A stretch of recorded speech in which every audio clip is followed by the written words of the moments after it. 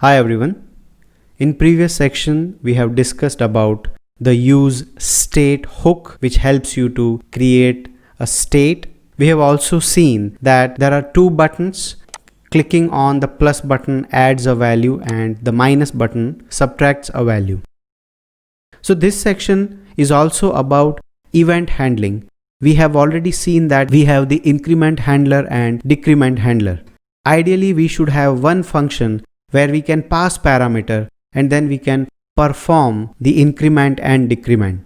So how a parameter passing affects the event handling, that's what we are going to discuss in this section. On click of each button, I am calling different methods. Now I am going to show you that how can we have a single method and we can pass parameters to this function. At the moment we have increment handler and decrement handler. Let's say we want to make a counter handler only. So I'll say a counter handler.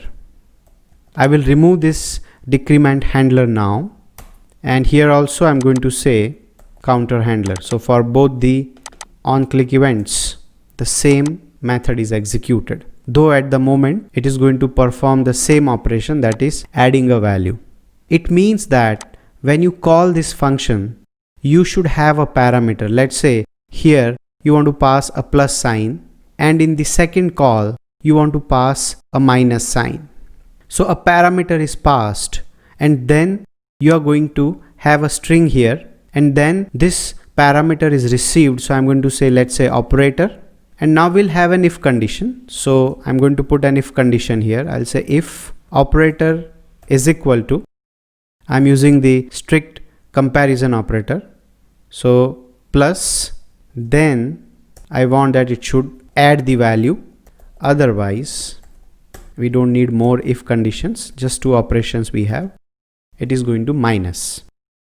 So now the code is written, but you see that there is some error coming. The reason is, earlier when we were having just the counter handler and we were not passing any parameters, the function was getting executed. But the moment you add these parentheses while handling the event, what happens that React executes this function directly when the page is rendered, and that's why it is giving the error. So when this function did not have any parameter, it was working fine. But the moment you have parameters, that means you are going to put parentheses. And when you put parentheses, that means it is going to execute the function on load itself. So whenever you have parameters, it should return the function.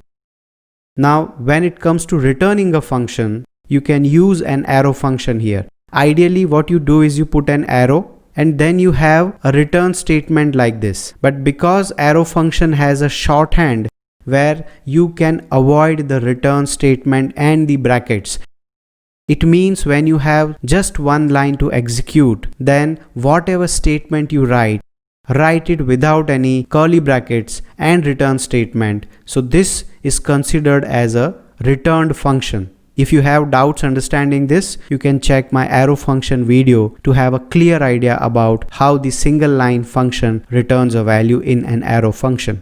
The same thing I'm going to write here now. I'll put the brackets, that is the arrow function here. So now let's try to execute the code. When I click on the plus, it adds. When I click on minus, it reduces the value. So this is how the event handling is different when it comes to passing parameter. If you are looking for front-end full stack opportunities in the US, Anak Technologies can help you find your next big project. Also, if you are looking to turn up your existing skills in front-end, that is mean or MERN stack, you can enroll with one of Anak Technologies training programs. Anak Tech is supporting my initiative to bring more up-to-date technical tutorials specially crafted for viewers like you. Check out the links in the description for more details.